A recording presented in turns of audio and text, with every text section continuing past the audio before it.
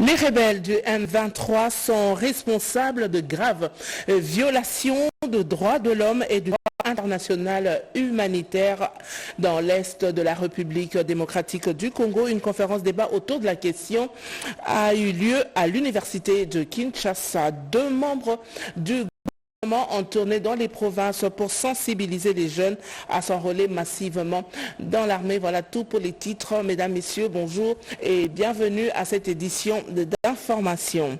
La sensibilisation à l'enrôlement massif dans l'armée, c'est la mission principale du vice-premier ministre, ministre de la Défense nationale à Kananga, chef-lieu de la province du Kasaï. Kananga, chef-lieu de la province du Kasaï central, accueille sur son sol un hôte de marque en cette période de guerre que traverse notre pays. Guy Kabombo Mwadianvita, vice-premier ministre, ministre de la Défense nationale et des anciens combattants, est venu mieux mobiliser les jeunes à s'enrôler massivement dans les FARDC. Une descente sur le terrain qui s'inscrit dans la logique de l'effort de guerre tel qu'instruit par le commandant suprême des FARDC, chef de l'État Félix-Antoine Tshisekedi Tshilombo. Prenant la parole ici au stade Kapenda, le VPM de la Défense nationale des anciens combattants s'est adressé aux jeunes en ce terme. Selon le VPM de la Défense nationale, but de les encourager à s'enrôler en grand nombre dans les FARDC car l'armée a besoin d'une cure de jouvence dans son effectif et une des jeunes épris du patriotisme. Après Kananga, Maître Guy Kabombo Mwadianvita s'est envolé à destination de Chikapa où il a également passé le même message et a échangé avec les nouvelles recrues en formation. Rappelant sa mission de mise en condition des FARDC, Guy Kabombo Mwadianvita a souligné que cette campagne vise d'une part à renforcer les effectifs au sein des FARDC avec le recrutement massif et d'autre un engagement de la population, particulièrement des jeunes, dans la défense de l'intégrité territoriale. Même exercice pour le vice-premier ministre, ministre des Transports et votre communication, Jean-Pierre Bemba Gombo, qui a sensibilisé les jeunes de la province du Haut-Uélé à s'enrôler massivement dans l'armée.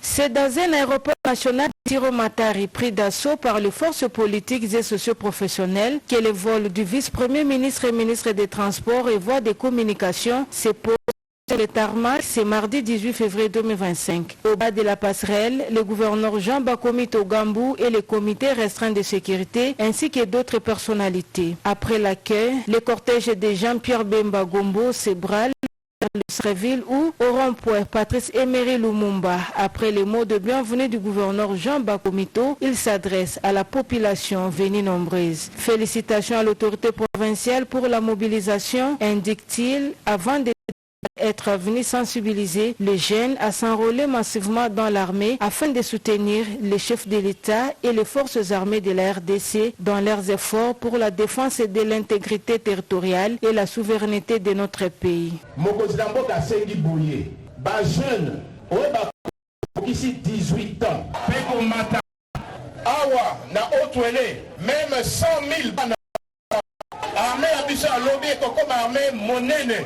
Il faut soutenir un peu tout comme ça va soldat d'abisso. Bazako sala mosala na dévouement na motema moko. Heure oyo yakote. La patrie ou la mort, mission accomplie pour cet ancien ministre de la Défense qui, salué par le gouverneur Jean Bakomito Gambou à l'aéroport, regagne Kinshasa immédiatement après.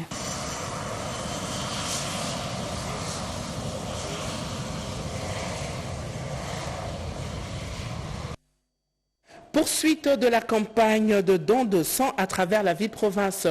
Kinshasa, le dernier en date à faire ce don, c'est la délégation de l'ARMP. Un acte signe d'une réponse à l'appel du chef de l'État, Félix-Antoine Tshisekedi Tshilombo et de la première ministre, Judith Suminwa Tuluka, autorité de tutelle de l'autorité de régulation de marchés publics. Accompagné du personnel, le directeur général Maître Claude Kayembe Mbayi fait don de sang aux forces armées de la RDC. Un geste de solidarité nationale et patriotique qui vise à soutenir le blessé de guerre victime de la barbarie de l'homme de Kigali.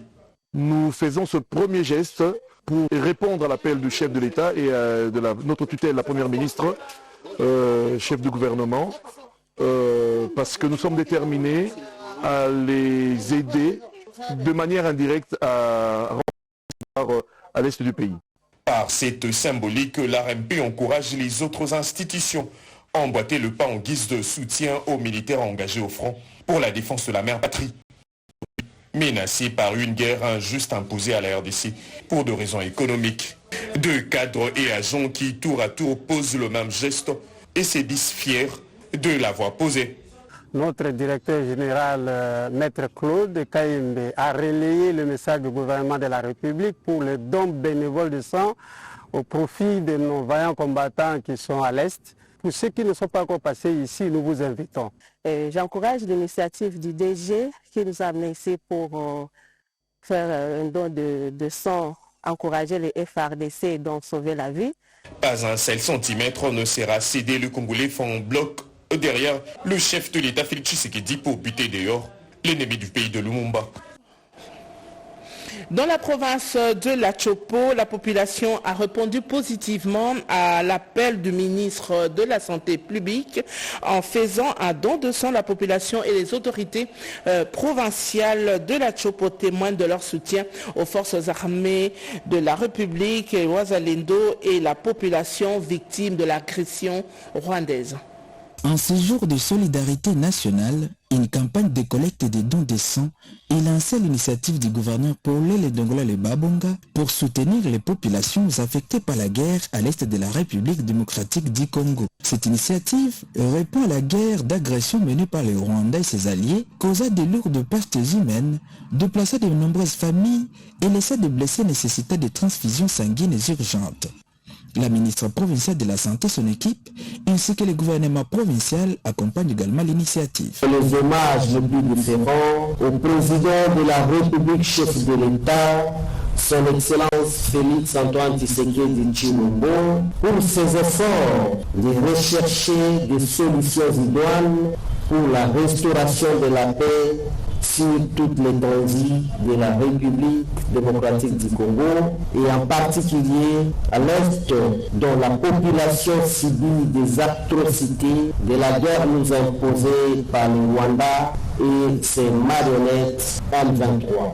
Cette guerre d'agression a occasionné à ce jour la perte de plusieurs vies humaines, de nombreux déplacés, des enfants, des femmes enceintes, de nombreux blessés.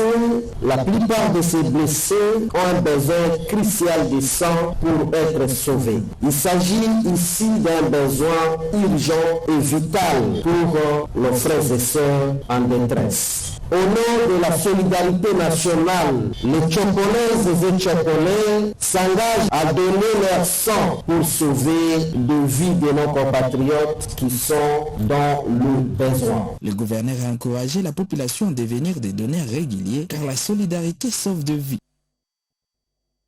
À l'université de Kinshasa, les jeunes de la faculté de droit ont été sensibilisés sur la nécessité de résister à l'ennemi. C'était au cours d'une conférence débat. Dans la salle Akele de la faculté des droits de l'université de Kinshasa, les étudiants du département des droits de l'homme ont été suffisamment sensibilisés sur le mode d'opération du Rwanda et de rebelles du M23, responsables de graves violations des droits de l'homme et du droit international humanitaire dans l'Est de la République démocratique du Congo. L'honorable et professeur Gary Sakata a démontré comment les ennemis de la RDC utilisent les viols comme tactique et nouvelle arme de guerre. Il ne s'agit pas tout simplement d'une tactique de guerre, il s'agit également d'une arme de guerre pour propager des maladies sexuellement transmissibles. De ce fait, le but poursuivi par ces rebelles est l'extermination de notre espèce. Car en exterminant les filles, les femmes et les enfants, ils empêchent la reproduction. C'est ce qu'on peut appeler fémicide. Cela est d'ailleurs plus puissant que l'arme nucléaire parce que cela dure très très longtemps. Ministre de l'Issu s'est appesanti sur la contribution des établissements congolais d'enseignement supérieur et universitaire. Dans la dynamique de ce combat pour la survie et la protection de nos populations et de nos terres, le président de la République est engagé en vue de sauver coûte que coûte notre pays, qu'il refuse de le voir ou dépiécés par les ennemis de notre nation. Le ministre des Droits humains a évoqué le cas flagrant des violations des droits de l'homme. Parmi les victimes de violences sexuelles à l'est de la RDC, on a eu enregistré 30% des enfants, chiffre pouvant dépasser la réalité décrite. Outre ces violations massives des droits de l'homme, il importe de ne pas perdre de vue des graves violations du droit humanitaire international, se caractérisant par les bombardements indiscriminés, les attaques contre les biens civils, dont les hôpitaux et les écoles, des pillages de convois humanitaires ainsi que les tueries et la prise d'otages du personnel œuvrant dans les secteurs humanitaires. C'est le recteur de l'université de Kinshasa qui a clôturé cette conférence sur les violations des droits humains. Dans le Haut-Katanga, un concert caritatif a été organisé à l'université de Lubumbashi sous l'égide du recteur de cette alma mater, le professeur ordinaire Gilbert Kishiba. Une collecte de fonds a été organisée à cet effet pour soutenir les forces armées de la République. La conférence des chefs d'établissement de l'enseignement supérieur et universitaire du Haut-Katanga, que dirige le professeur Gilbert Kishiba Fitula, recteur de l'université de Lubumbashi, a organisé ce dimanche 16 février dans la salle Monseigneur Chibango Chichiku un concert caritatif dénommé « Supplément d'amour pour l'Est de la RD Congo ». Dans son speech, le professeur Kishiba Fitula a invité la communauté universitaire de Lubumbashi à soutenir sans relâche la quête de la paix, l'amour de la patrie, initiée par le chef de l'État, grand chancelier des universités. En ce dimanche, on s'était réunis pour intercéder en faveur de la paix dans notre pays et dans les cœurs et autour de ceux qui gouvernent. Et abondance de paix pour le président de la République, chef de l'État. Ce supplément de charité, d'amour, de paix pour l'Est, il faut l'emmener là où nous vivons pour que chacun d'entre nous sente qu'il y a une nation. La paix en RDC, c'est la paix en Afrique et c'est la paix dans le monde, a-t-il renchéri. Ce concert a réuni les choristes des 4 monneries universitaires, à savoir catholiques, kimbanguistes, musulmanes et protestantes. À travers des chants patriotiques et de la poésie, ces 4 chorales ont véhiculé des messages de paix et du vivre ensemble. Les voix se sont ensuite mêlées à la collecte générale de fonds. Cette activité a réuni les officiels politico-militaires de la province, les recteurs d'universités, les directeurs généraux d'instituts supérieurs, les doyens des facultés et directeurs d'école de l'UNILU, les professeurs d'université et les étudiants.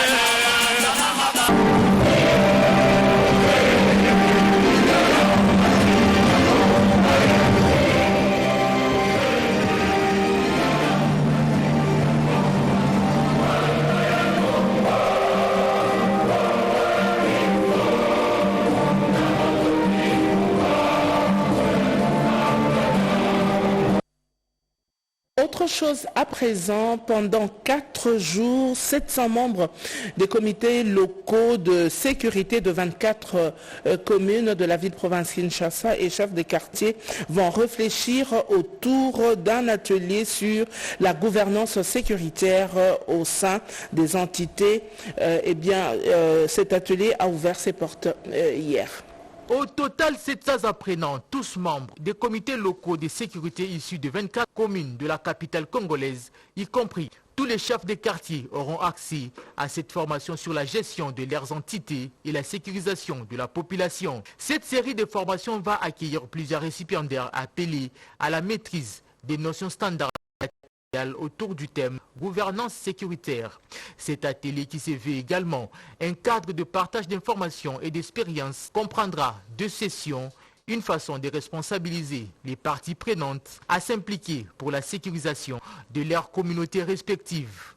C'est les représentants du vice-premier ministre au ministre de l'Intérieur et Sécurité, Maître Jekme Chabani, Maître Alphonse Tamboué, qui a procédé au lancement de ces projets. Il s'agit ici d'un vaste et important projet du gouvernement de la République dont son Excellence, Monsieur le Vice-Premier ministre, ministre de l'Intérieur, est en train de mettre en application. Au moment où notre pays est sauvagement et cruellement agressé par son voisin le Rwanda et ses supplétifs.